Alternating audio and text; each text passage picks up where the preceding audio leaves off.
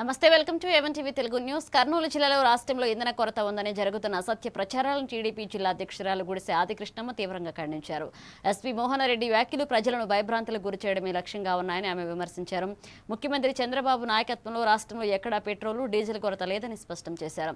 సరిపడా ఇంధన నిల్వలున్నాయన్నారు. రాజకీయ లాభాల కోసం తప్పుడు ప్రచారాలు చేస్తున్న వారు వైఖరి మార్చుకోవాలని హెచ్చరించారు. ఇచ్చినటువంటి బొద్దిలి కార్పొరేషన్ చైర్మన్ గారికి, రాష్ట్ర కార్యదర్శి పద్మవతారెడ్డి గారికి, జపియ గారికి, జిల్లా కార్యవర్గంకి, కార్పొరేషన్ డైరెక్టర్లకు, మిగతా టీడీపీ నాయకులకు, అదేవిధంగా ప్రెస్ వాళ్ళకి నా నమస్కారాలు తెలియజేసుకుంటున్నాను.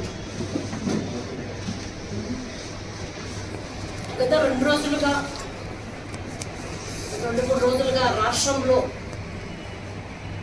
వైసీపీ పార్టీ సృష్టించిన ఒక అబద్ధపు ప్రచారం వల్ల వైసీపీ పార్టీ నాయకుల కార్యకర్తలు సృష్టించిన సోషల్ మీడియాలో జోర ప్రచారం రూపొందుకున్నటువంటి ఈ అబద్ధాల ప్రచారం వల్ల రాష్ట్రంలోనే కాక మన జిల్లాలో కూడా చాలామంది ప్రజలు ప్యానిక్కి గురై, భయాందోళనకు గురై,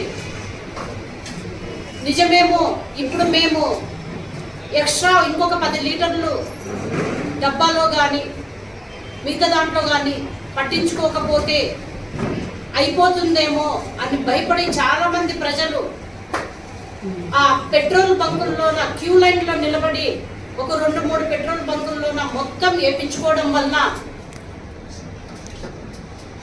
అక్కడ మాత్రం పెట్రోల్ అయిపోవడం జరిగింది. రాజకీయ లబ్ధి కోసం నిన్న మొన్న మీరు మా పైన, మా ప్రభుత్వం పైన, మా కూటమి పైన